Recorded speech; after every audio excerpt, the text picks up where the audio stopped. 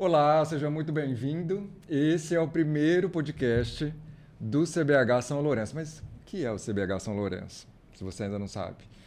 É o Comitê da Bacia Hidrográfica do Rio São Lourenço. E o Comitê da Bacia Hidrográfica é um órgão colegiado, consultivo e normativo. E ele é composto de vários representantes. Dos representantes dos órgãos federal, estadual e municipal, da sociedade civil e também dos usuários da água. E você pode conhecer e você pode acompanhar o CBH São Lourenço pelo nosso Instagram, que é @CBH São Lourenço, e também pelo nosso site, que é cbhsaolourenco, sem o cedilha, .wixsite.com. Nesses dois espaços, você pode navegar, pode achar todas as informações e acompanhar todas as novidades da Bacia Hidrográfica do Rio São Lourenço.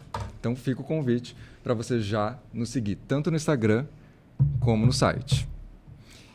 E hoje, nesse primeiro podcast, para começar, claro que tem que ser especial, e por isso a gente tem um convidado aqui super especial, que é o seu Luiz Henrique Magalhães Nochelli. É isso, né? É isso mesmo. Que é engenheiro sanitarista e mestre em recursos hídricos, com ênfase em planejamento integrado dos recursos hídricos pela UFMT. E ele ocupa hoje o cargo de superintendente de recursos hídricos da Secretaria Estadual de Meio Ambiente. Seja muito bem-vindo. Muito obrigado. É um momento oportuno da gente estar divulgando o que é o Comitê de Bacia e a sua integração junto à sociedade. É muito interessante. Uma pergunta que a gente quer saber é o seguinte: Cuiabá é mais quente que Rondonópolis ou Rondonópolis é mais quente que Cuiabá? Eu acho que Cuiabá é mais quente que Rondonópolis, mas tudo bem.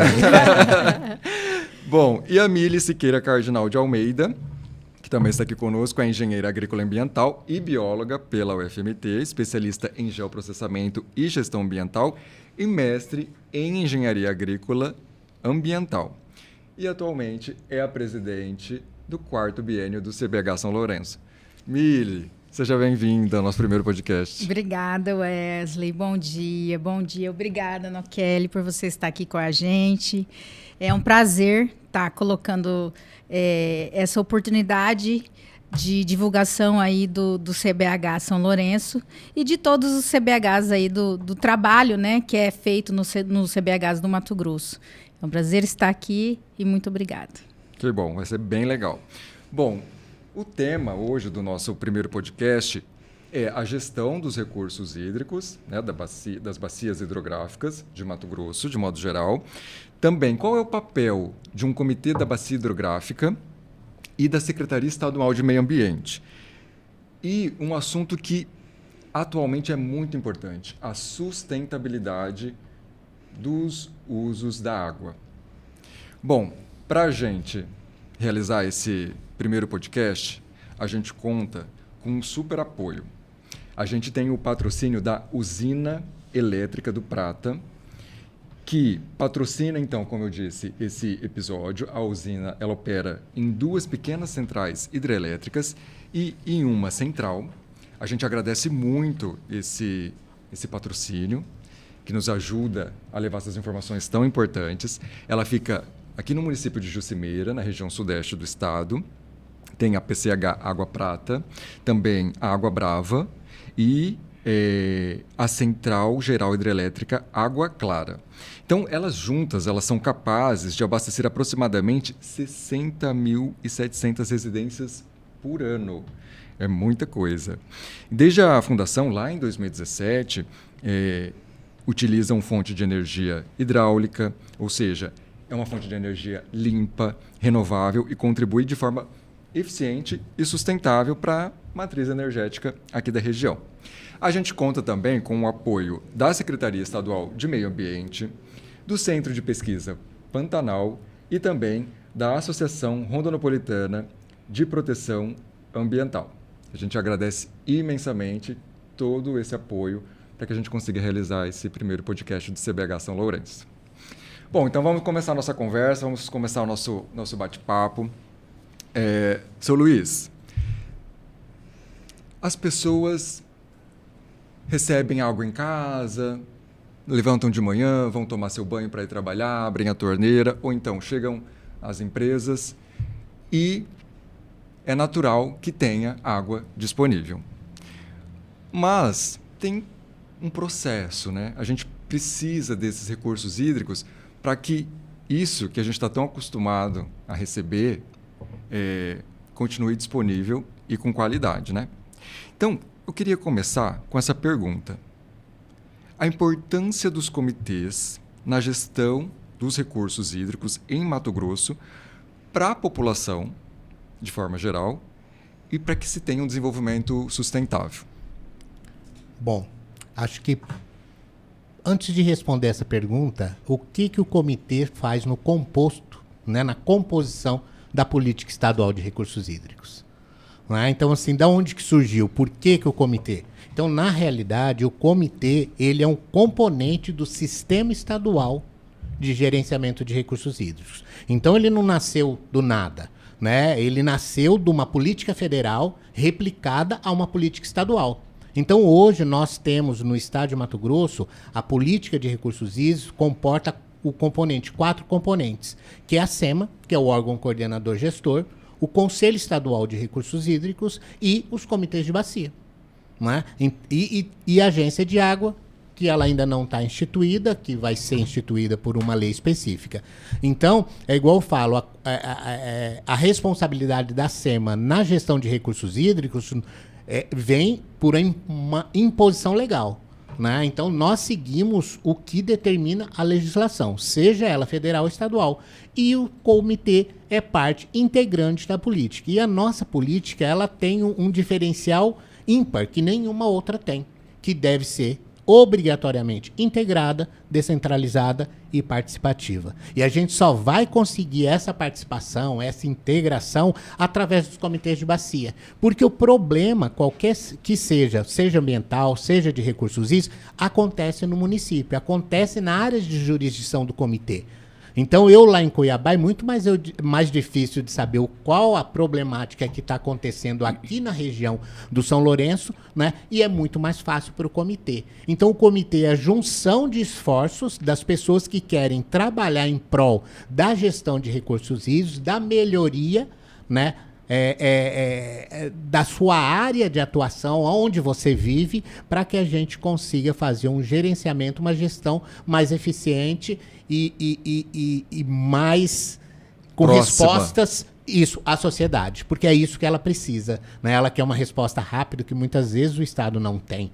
Né? Então, o comitê ele pode dar uma resposta muito mais rápida, ele pode agregar muito mais rápido, né? Ele pode fazer uma reunião num estalar de dedos, né? Assim, então, essa é a função. Então, nós, como SEMA, nós não implantamos comitê. Não é a função da SEMA, não é a função da política, mas nós temos a obrigação de acompanhar. Essa é a função da SEMA, acompanhar e fazer de tudo para que o comitê ele se desenvolva, ele caminhe com as próprias pernas. Muito interessante. Mili, o seu Luiz falou de 3 pilares, que é a integração, a deliberação e a participação. Então, isso que ele disse, o CBH pratica, né? Coloca em prática. Uhum.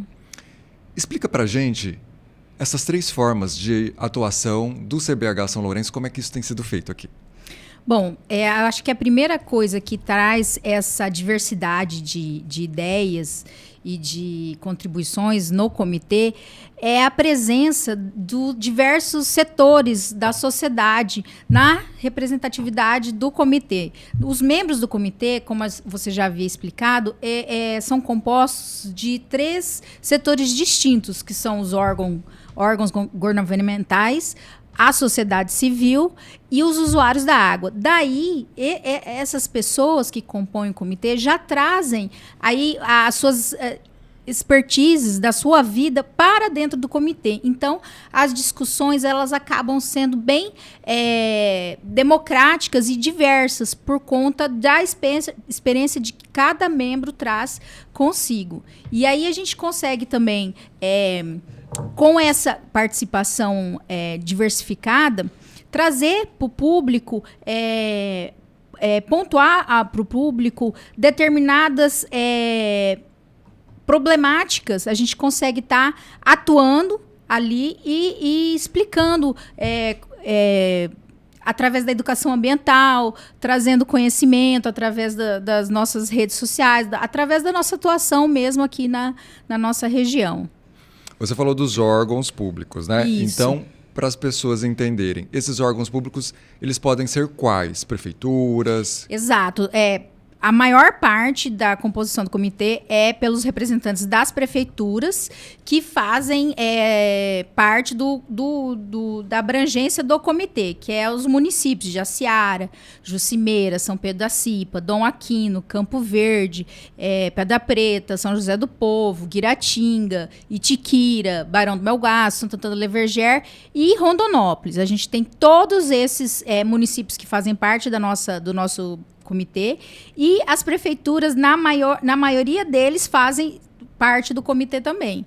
Então, aí também tem representantes de órgãos federais, por exemplo, da FUNAI, tem representantes da SEMA, que é o órgão gestor estadual, e aí a gente faz essa composição de representação dos órgãos. E os usuários da água? Quem podem ser? Os usuários da água geralmente são as empresas que demandam de outorga, da autorização para utilizar os recursos hídricos. A gente tem representação principalmente das hidrelétricas. Agora, no nosso novo biênio, a gente também vai ter uma representação forte dos representantes do agronegócio, dos sindicatos rurais. E também todos os empreendimentos que fazem utilização dos recursos hídricos de uma forma que eles precisam ter a autorização e outorga desses recursos hídricos, eles podem se candidatar e participar aí nas datas, né, que forem reservadas para essa seleção, para estar participando do comitê também. E aí eles se organizam em entidades? Pode ser. Os que são utilizados de grande quantidade de recursos hídricos, eles podem, como empresa, vir participar. Por exemplo, as empresas de hidrelétricas, elas participam como empresa privada. Eles não precisam estar organizados numa associação. Já, por exemplo, os representantes do agronegócio, das propriedades rurais, eles se organizam em sindicatos para estar participando aí do nosso comitê. Mas todo mundo é bem-vindo. Todo mundo é bem-vindo. E ajudar na gestão dos recursos hídricos. Inclusive, teve agora, recentemente, a seleção de novas entidades, mas já a gente fala mais sobre isso, porque agora a gente quer falar com o Sr. Luiz sobre esses desafios, né? De cuidar, de manter, de preservar esses recursos hídricos aqui no estado. Quais são os principais desafios, por exemplo, que a SEMA enfrenta e que o senhor poderia listar? E qual é a importância dos comitês na contribuição de encontrar soluções, de encontrar maneiras de achar possibilidades alternativas para lidar com esses desafios? Bom, eu acho que o nosso tamanho, né? Mato Grosso é muito... É muito grande, né? É muito grande. Tem locais que a gente, né, de Cuiabá é quase 1.500 quilômetros, parte dele até muitas vezes sem pavimentação. Então, eu acho que a nossa grande problemática é o tamanho do estado. Como o extremo norte, por exemplo. Exatamente. Ou sair de Cuiabá e ir lá para Vila Rica, né? Lá na região do Araguaia. Então, quer dizer, é muito longe. E também é bom, porque nós temos muito a crescer, né? Então, mas para a gestão de recursos hídricos, o importante é a gente conhecer a nossa disponibilidade e a nossa demanda. Nós só vamos conseguir fazer uma gestão eficiente sabendo quanto que a gente tem de água, seja superficial ou subterrânea, e saber quem está usando. A gente vai conseguir fazer uma gestão. Porque existe a gestão de recursos hídricos e a preservação dos mananciais. Então, a preservação dos mananciais é uma APP existente, curva de nível nas propriedades rurais, uma estrada bem feita, né? Então, essa mais voltado para o meio ambiente, que tem tudo a ver com recursos hídricos, né? Então, Totalmente. Quando a gente fala de gestão de recursos hídricos, nós estamos falando pontualmente de demanda versus disponibilidade, né? Que é atrelado às questões que envolvem o meio ambiente para preservar as nossas nascentes. Um exemplo, né? A gente pode estar trazendo. E aí, o comitê ele tem um conhecimento mais profundo da sua área de atuação, sabe onde tem a nascente, que vão preservar, fazem campanha de limpeza de determinado rio. Essa campanha de limpeza, ela é muito boa, mas não deveria acontecer, porque nós, cidadãos, não deveríamos sujar o rio. Né? Então já começa por aí. Então, o comitê está fazendo uma ação, né, de gastar esforços e recursos, inclusive financeiros, para mitigar uma ação nossa, que nós fazemos em prol do não meio ambiente. Né? Então, essas ações que os comitês fazem pontualmente em relação à sua área de atuação, seja ela, igual a Mili falou, de uma educação ambiental, né, nas escolas, ou uma educação ambiental mais profissional, vamos dizer assim, né, que seja nas associações, né, de produtores rurais, da associação de mineração, dos empreendimentos energéticos, quer dizer, isso tudo faz com que a gente desenvolva mais efetivamente uma consciência de que todos nós somos responsáveis para que aquele rio ele não tenha lixo, ele não tenha um sofá lá dentro, né, uma geladeira lá dentro, né? E depois fala que muitas vezes a problemática disso é a não eficiência do poder público, seja ele municipal, estadual ou federal. Então, na realidade, não é bem assim. Nós somos muito responsáveis pelo meio ambiente que a gente vive. O senhor falou das nascentes, dos mananciais. Em geral, muitas pessoas podem pensar assim, elas existem, mas elas não estão na área urbana. Uhum. Elas estão muito afastadas, estão numa propriedade rural, enfim, perto de uma cachoeira muito bonita. Mas há muitas nascentes também na área urbana e há uma grande necessidade de que, primeiro, se identifique essas nascentes. Sim. E que se proteja essas nascentes. Verdade.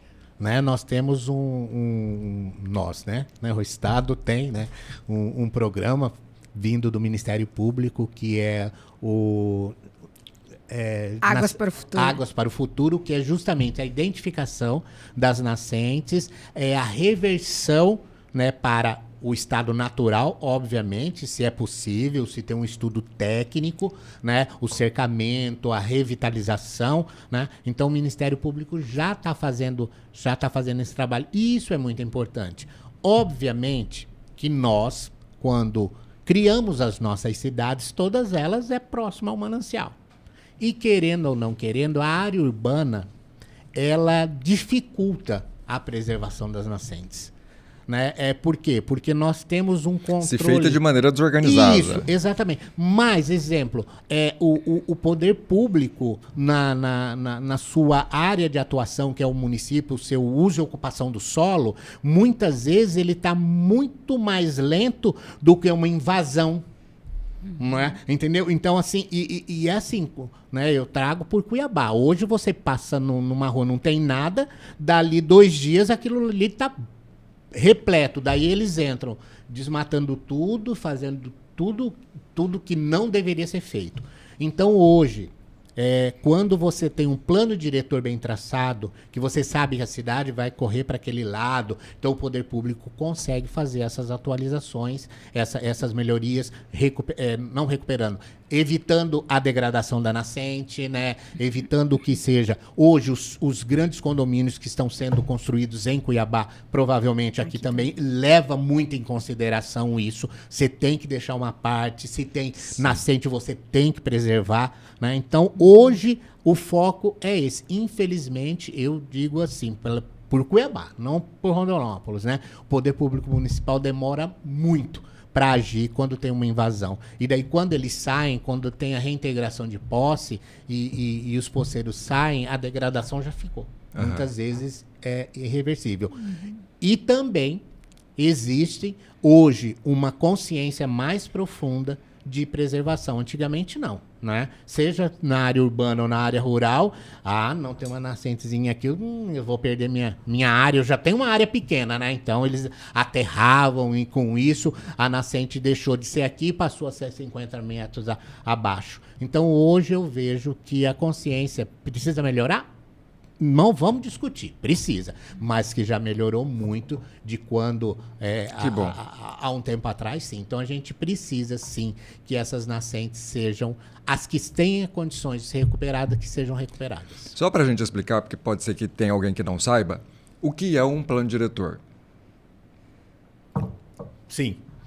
Olha, na realidade, um plano diretor é você sentar, e não é feito só pelo município, é feito de N mãos, e é traçar, olha, né, Cuiabá, exemplo, ó, a região sul vai crescer, então nós vamos ter que trabalhar um direcionamento, o que vai acontecer, onde as ruas serão traçadas, onde que a gente pode estar colocando loteamento e tal. Então, é uma organização. O plano diretor é uma organização do município para ver para onde ele vai, para onde vamos ter que ter pista dupla, onde que tem pista simples, para não acontecer o caos que está em Cuiabá, entendeu? Tem lugar que não tem como você ampliar uma avenida, porque não tem espaço. Então, a pessoa que trabalha com plano diretor já tem que pensar no futuro, não na atualidade, no futuro de como que pretende-se caminhar o município. É um documento que estabelece as regras, Isso, né, de desenvolvimento exatamente. da cidade, para crescer ordenadamente, né?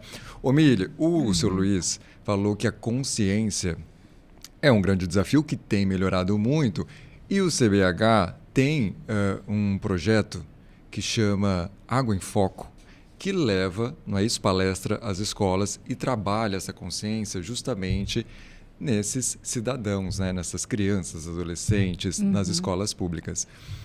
Esse é um trabalho fundamental que pode, inclusive, ser decisivo para formar essa consciência de preservação dos recursos hídricos. Como é que funciona esse projeto? Então, esse projeto, ele partiu, inclusive, do apoio do Ministério Público do projeto Águas para o Futuro, que a gente desenvolve aqui em Rondonópolis, através da parceria do Ministério Público com a Associação de Rondonopolitana de Proteção Ambiental, a ARPA, que executa aqui em Rondonópolis, onde já foram levantadas aí mais de 75 nascentes aqui na zona urbana do município de Rondonópolis. Nossa.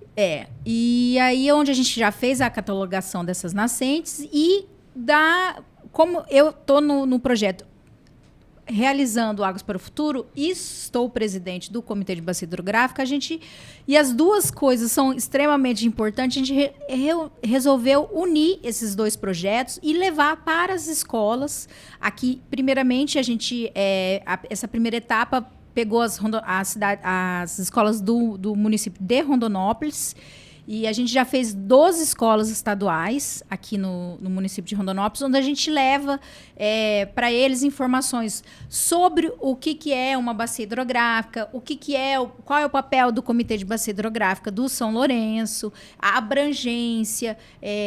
Aí a gente fala um pouco da recuperação ambiental mesmo em si, da importância.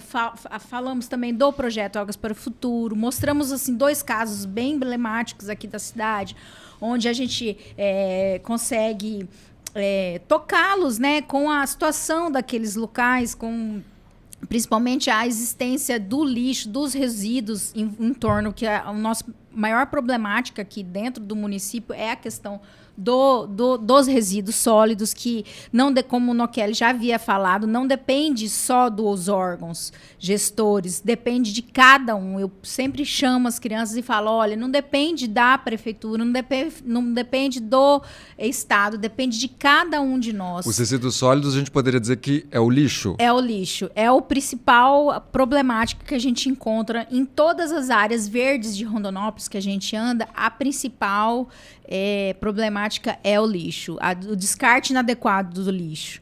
E via de regra, interrompendo você um pouquinho, Mili, as pessoas têm uma ideia e elas sempre depositam, sempre, na beira do rio, na beira de um córrego, sempre. A hora que vem a chuva, pronto, acabou. O arrastão vem e vai levar para o rio.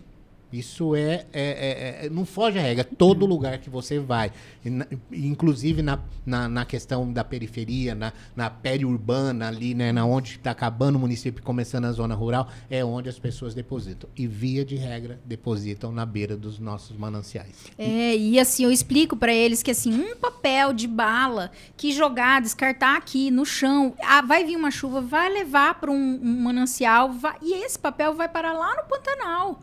Porque aí entra o conceito da bacia hidrográfica, de que todos os cursos hídricos estão interligados. Então, assim, aí eles participam bastante, eles são muito interessados, assim, as crianças ficam bastante sensibilizadas aí com essas palestras. Ótimo. É isso que eu queria que vocês explicassem agora. É como se fosse uma rede. Por exemplo, aqui em Rondonópolis tem o Rio Vermelho, em Cuiabá tem o Rio Cuiabá. Eles vão formando como se fosse uma teia, uma rede, ou seja, o que acontece no Rio Vermelho acaba gerando impacto no Pantanal, que a gente tem visto que tem sofrido tanto.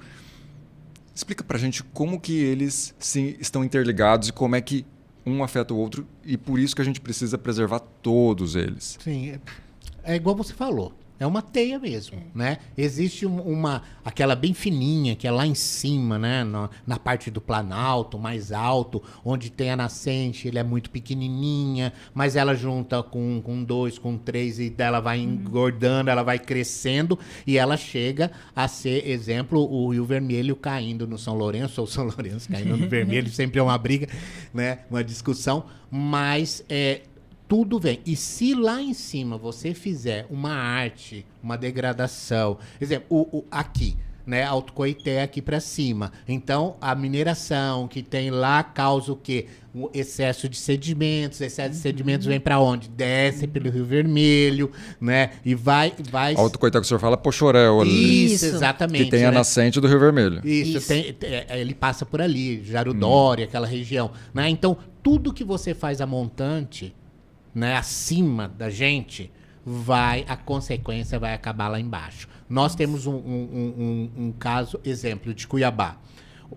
A gente falou dos resíduos sólidos, dos materiais. Vamos só colocar os materiais flutuantes, que são esse monte de garrafa PET que a gente descarta. A gente, porque eu falo que a gente, ser humano, né? Eu evito o máximo fazer isso. Bom, eu não faço, né? Mas... lá em Cuiabá, isso acontece. Então, Cuiabá e Várzea Grande são os 2 maiores municípios do estado de Mato Grosso. Mas quem que fica com prejuízo? Santo Antônio do Levejar e Barão de Melgaço. Então, nós fazemos a arte em cima e o efeito acaba chegando nos 2 municípios. São os municípios bem mais carentes, mais pobres, com falta de recursos, com falta de gente, né? Então, nós temos que pensar na coletividade. Então, por isso que a bacia é a unidade de planejamento e gestão. Não é? Nós temos que pensar ela como um todo, seja o pequenininho lá embaixo ou seja o grande. Porque se a gente conseguir preservar o Planalto, a planície ela vai ser evitar que problemas cheguem nela. Isso. O senhor conseguiria dar um exemplo para a gente? Porque o senhor disse que quem está em cima, se faz algo errado, prejudica quem está embaixo, ou seja, esse rio vai carregando. Mas as pessoas podem pensar assim, né? Eu vou jogar o lixo aqui, o rio vai correr, vai levar e eu não vou ser atingido. O que, por exemplo, essa garrafa PET faz com a qualidade da água que atinge, por exemplo, esses organismos vegetais, animais, né, os peixes, as plantas, que estão nesse curso de água e que vai impactando, vai trazendo consequências e que pode atingir também aquela pessoa que jogou o lixo. Sim, na realidade, quando a gente fala desse material, eu citei o sobrenadante, né, que fica mas existe aquele que não, que ele vai ficar dentro do leito do rio. Dentro do leito do rio, o que ele vai acontecer? Eu joguei ali. Porque, via de regra, nós, seres humanos, aquilo que saiu do nosso campo de visão está resolvido. Não existe mais, Não né? existe mais. Acabou, resolveu, né? Infelizmente, não é assim. Então, quando isso acontece, pode haver uma interferência no fluxo. Isso quer dizer o seguinte, você pode fazer um barramento, isso ter um transbordamento de água. Pode entupir uma galeria e onde nunca alagou, pode vir a alagar, né? Então, é um complexo, né? Nada é sozinho. Uma coisa sempre tem a ver com a outra. Às vezes, pode não acontecer ali, aonde houve o descarte, mas não vai demorar muito para acontecer um pouquinho para baixo. Muitas vezes, esse pouquinho mesmo, questão de metros, né? Então, a gente tem que evitar ao máximo que esse material seja descartado de forma irregular. Com certeza. E por isso, né, Mili, a importância da participação das entidades nos CBHs. Por exemplo, o senhor Luiz tinha dito, né, da integração, da deliberação e da participação. Tendo essa participação, a gente conseguiria fortalecer ações, discussões, para que a gente evite esse tipo de prejuízo para os recursos hídricos? Exatamente. É como até vocês já haviam falado. A gente vai despertando, desenvolvendo as pessoas no comitê. A gente vai capacitando essas pessoas e fazendo com que elas comecem a pensar de uma forma ecossistêmica, num todo, não no seu problema ali local. Não, a gente vai despertando essa coisa do ambiente mesmo. E vai inserindo, com o despertar desse desenvolvimento ambiental, a pessoa vai se inserindo nesse meio ambiente. Que a gente trabalha a questão da educação, o meio ambiente parece que você está fora. Não, está todo mundo dentro, fazendo parte desse meio ambiente. Nós somos o meio ambiente. Então, para que tenha essa integração e a pessoa se sentir parte, ela tem que se desenvolver nisso, tem que ser capacitada e tem que trazer para essas deliberações, para essas conversas, para essas reuniões e cada vez mais trazer as pessoas que fazem o uso desse recurso hídrico para esse desenvolvimento. E nisso eu acho muito importante a participação dessas representações no CBH, para eles estarem trabalhando isso e se desenvolvendo também. E, consequentemente, despertando aí para essa consciência, entre aspas, do todo, né? Isso, e por isso que a gente precisa fortalecer o CBHs, porque a garrafa PET, que a gente não vê mais, continua existindo, né, seu Luiz? Com certeza. Em algum lugar ela foi. Ela foi. A gente vai mostrar aqui um mapa que vai ilustrar um pouco como é que está o nosso estado com relação às bacias hidrográficas. E aí, seu Luiz, eu queria que o senhor contasse para a gente como que as bacias hidrográficas, elas são criadas, né? Elas são delimitadas, e como que os CBHs são instituídos, como é que depois é feita essa gestão dessas bacias hidrográficas? Bom, o Brasil ele foi dividido em 12 grandes regiões hidrográficas. Existe uma resolução do Conselho Nacional de Recursos Hídricos, não vou lembrar o número agora, mas dividiu, e Mato Grosso faz parte de 3 delas. A região amazônica, a Tocantins-Araguaia, que é essa da direita ali, né, faz divisa com Tocantins e Goiás, e a região nossa, que nós estamos aqui, a Bacia do Alto Paraguai. Então, são 3 grandes regiões hidrográficas. Dessa, Mato Grosso, para uma questão de gerenciamento, subdividiu o estado com 27 unidades de planejamento e gerenciamento. 15 unidades de planejamento e gerenciamento na região amazônica, 5 na Tocantins-Araguaia e 7 na Bacia do Alto Paraguai, que é essa região que nós estamos. Certo. Então, quando a gente vê esse desenho, esse mapa... Aí, nós estamos... Qual é a nossa cor? Isso, coloca aí. Aí, é esse aí. A São Lourenço está aí.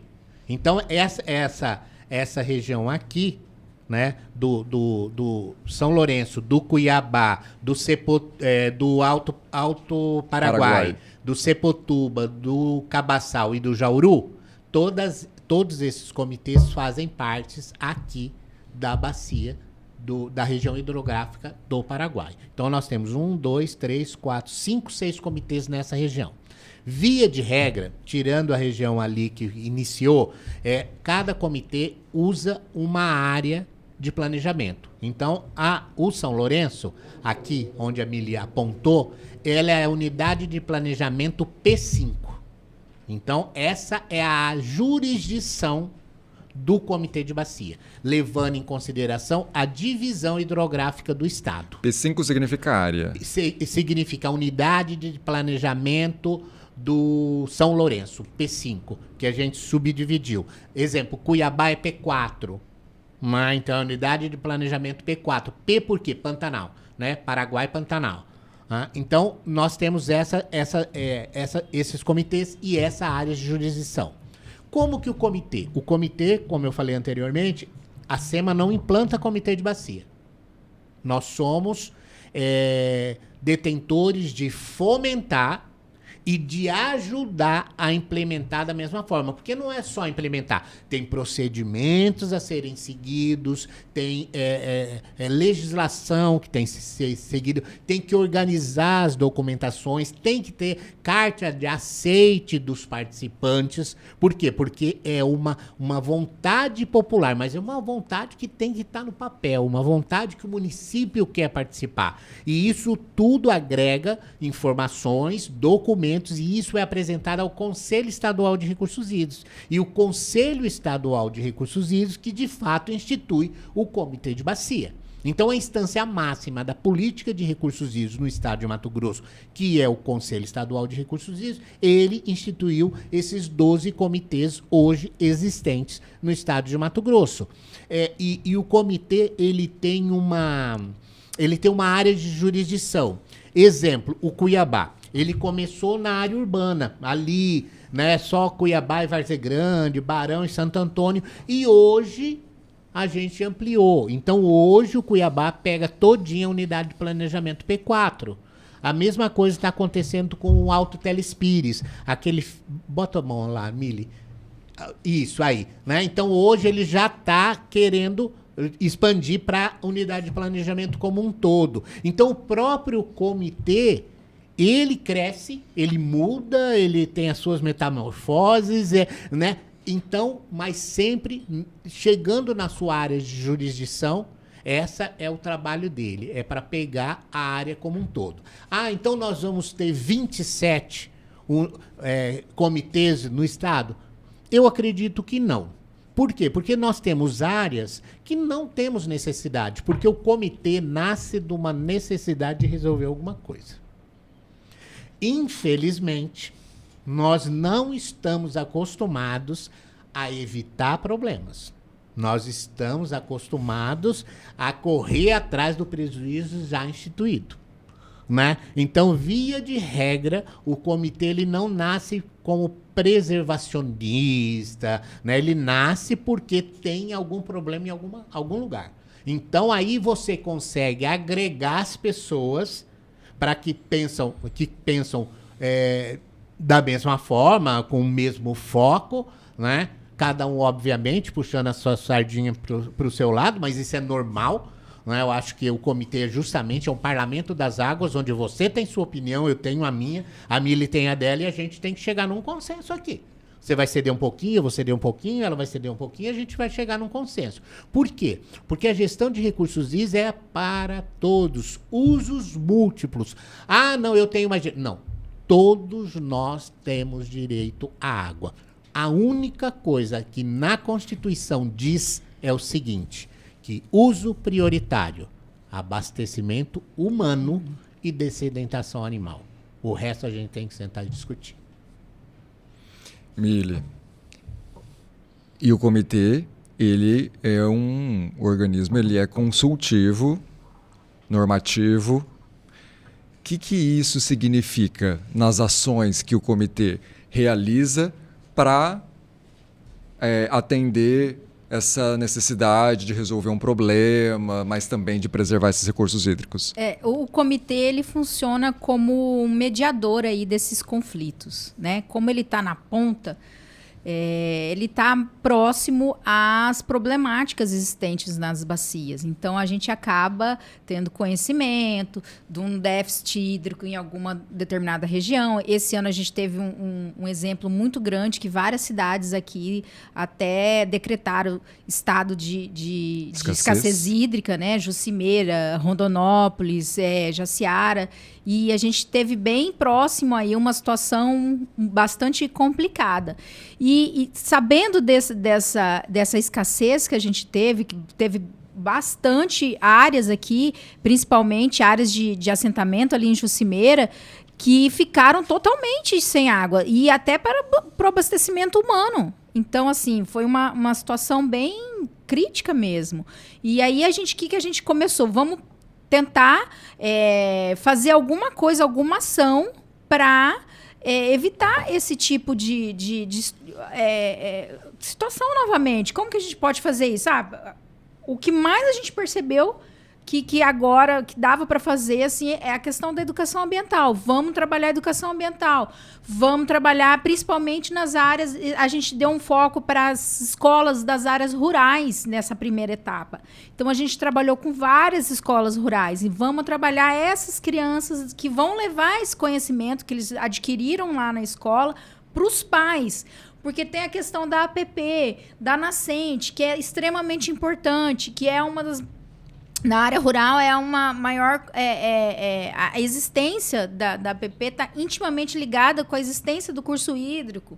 Então, assim, a gente fica sabendo, igual o Nokeli falou, rapidamente dos problemas da bacia, dos usuários, né, de água, e tenta atuar naquele problema ali de uma forma mais ágil, né?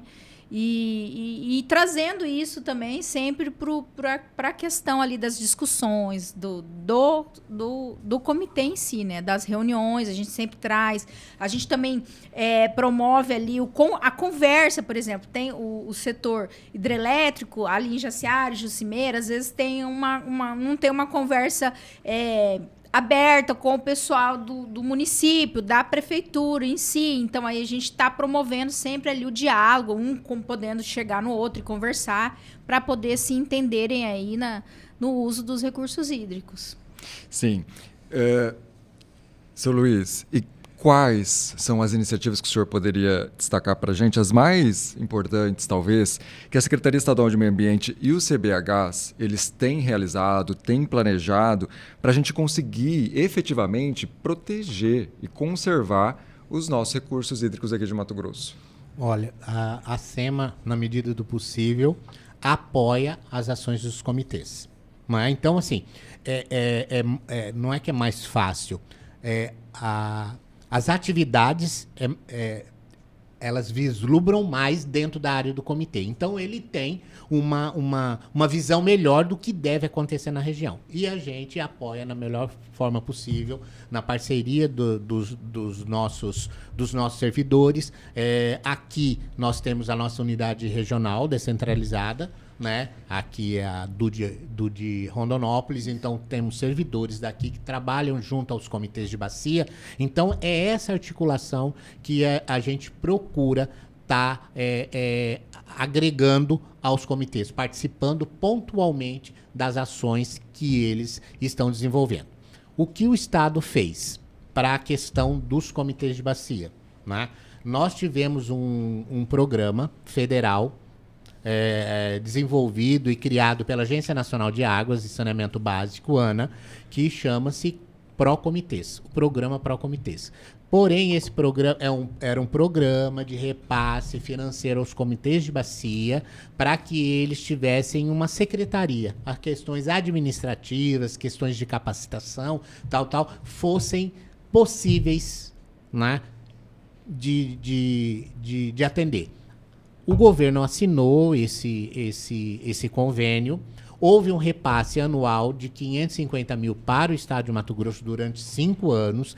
Esse dinheiro foi todo repassado da ANA para o governo, para a SEMA. A SEMA repassou todo esse dinheiro para uma delegatária, né, uma empresa que na época foi o CPP, que ganhou o edital de chamamento, e ele atendeu todas as demandas dos comitês de bacia para capacitação, para pequenos projetos, para resolver as questões administrativas. Como findou esse programa federal, o Estado, vendo que os comitês iam ficar desassistidos, fizemos o Procomitês estadual, nesse mesmo viés. Então, nós teremos, por 5 anos, um repasse no mesmo valor para que a gente consiga atender os comitês e não deixá-los desassistidos e acreditando, né, que dentro em breve cada comitê vai conseguir caminhar com as próprias pernas e ser. Daí vem uma outra etapa, que é a sustentabilidade dos comitês de bacia. A sustentabilidade do sistema estadual de recursos hídricos se dá através da cobrança pelo uso da água. Porque hoje, mas eu pago a minha conta de energia, de água, vem aqui na minha casa. Não, você paga a captação, o tratamento e a distribuição da água. Você não paga a água, que é um bem público que nós estamos usando, né? Então, é uma coisa diferente. Então, esse trabalho ele tem que ser desenvolvido, esse instrumento de gestão ele tem que ser discutido e sim, ele tem que ser implantado. Por quê? A cobrança é mais uma taxa? Não. É uma coisa que nós estamos usando, que é um direito de todos, então nós temos que pagar por isso. E também ela tem o viés de... não é preservacionismo, ela vem do viés de você realmente vai usar o que você precisa. Né? Não, eu quero 10 metros cúbicos, mas eu preciso de 5. A própria outorga já faz essa separação. Seria um uso consciente. Isso, exatamente. A gente precisa que isso seja de fato. Mas muitas vezes a sua planta, vamos dizer a planta industrial, a sua planta precisa de 10. Mas se você der uma melhorada nessa sua planta, ela pode usar só 5. Entendeu? Então é esse tipo de uso. Então a cobrança ela vem para esse sentido e nós temos sim que estar discutindo isso. Os comitês têm que estarem discutindo esse instrumento de gestão e explicar que não é mais um imposto, não é mais uma taxa, mas sim um uso para alguém que está usando um bem público. Como todo uso, né? Ô Mili, e aqui na ponta, quando o CBH, como o CBH ele pode ser acionado e quando existe uma situação para que o CBH faça a mediação, ou seja, chame os envolvidos para a gente poder discutir e pensar juntos aquilo que pode ser feito. Como é que é esse processo? Como é que isso funciona? A gente trabalha desde atendimento assim de denúncias, né? Tipo assim, as pessoas têm algo a falar, algo a dizer. A gente trabalha com as nossas redes sociais para estar ouvindo essas pessoas. E também a gente atua na questão de verificação mesmo, né? Porque a gente está em campo sempre, a gente sempre está fazendo alguma ação e a gente vê alguma irregularidade, a gente atua junto ao Ministério Público, né, levando essas irregularidades ao Ministério Público para, assim, tá sendo tomadas as devidas providências, né? Então, a gente está sempre, assim, nesse canal de fazer a comunicação da população ao órgão que vai tomar as providências aí com a irregularidade em questão. E também, até eu queria complementar um pouquinho no que ele estava falando, a SEMA agora está providenciando, né, a confecção, a elaboração do nosso plano de bacia, que é um dos instrumentos essenciais aí para a política de recursos hídricos, né, para a gestão dos recursos hídricos, está implementando esse plano de bacia. E a SEMA agora, né, fez todo o processo aí de licitação da empresa que vai ser que vai elaborar o nosso plano de bacia, e em breve acho que nós já teremos aí uma... Só para deixar você atualizada, pedi a informação ontem, nós estamos homologando a vencedora.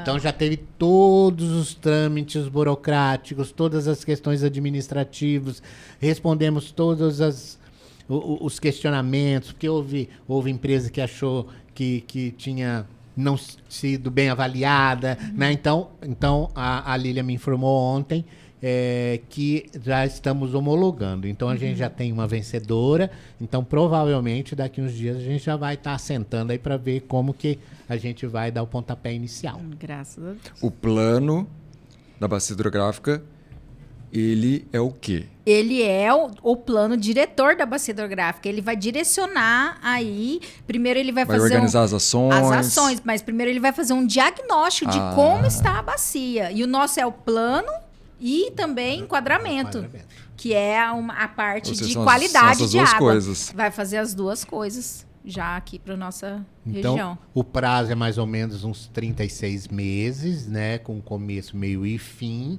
Né? E depois que dá esse norte, daí nós teremos dentro desse plano o plano de ação, onde fala o José vai fazer isso, o Benedito vai fazer isso, né?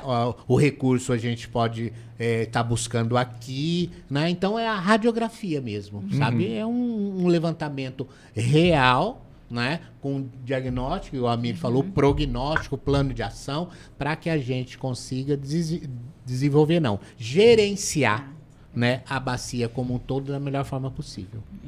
Muito, muito legal. Essa informação é importantíssima para a gente, né? Eu queria muito agradecer ao seu Luiz Henrique Magalhães Nochelli, que é superintendente de recursos hídricos da SEMA, da Secretaria Estadual de Meio Ambiente. Também a Mili Siqueira Cardinal de Almeida, que é presidente do Comitê da Bacia Hidrográfica do Rio São Lourenço.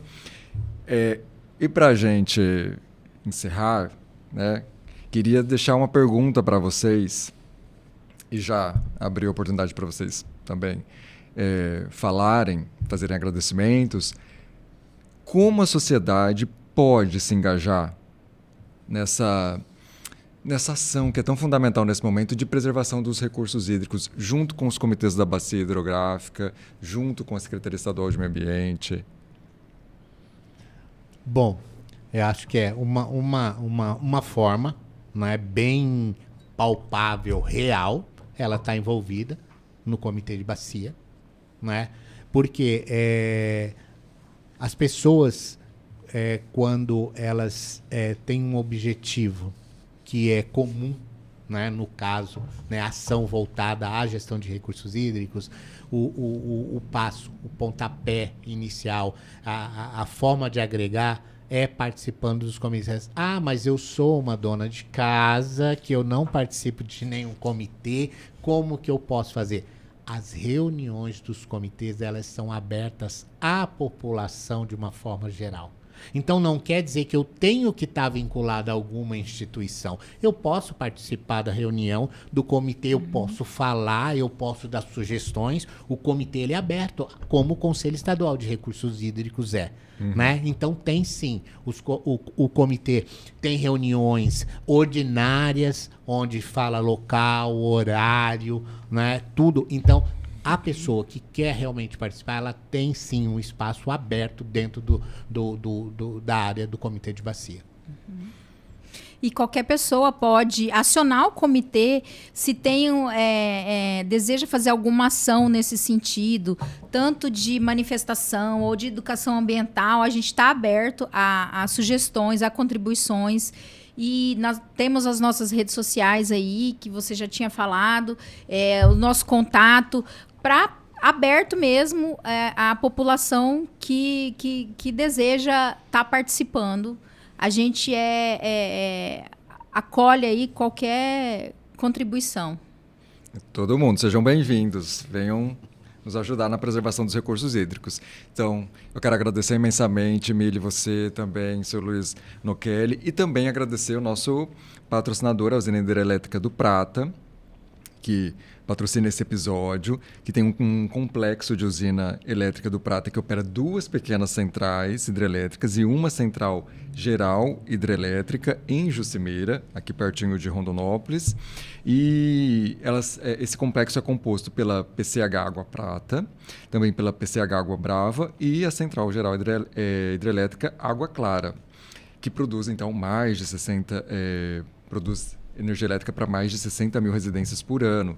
Desde 2017 vem atuando de forma limpa, sustentável, com uma energia, com uma matriz energética aqui na nossa região.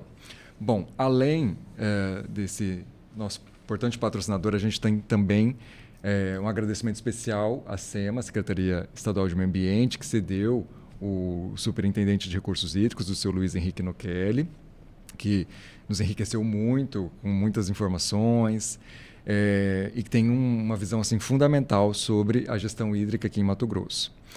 Um agradecimento também muito importante ao Centro de Pesquisa do Pantanal, que é uma associação civil sem fins lucrativos, que foi fundada em junho de 2002, é reconhecida como MOOCIP pelo Ministério da Justiça e atua em rede não competitiva com instituições de ensino e pesquisa.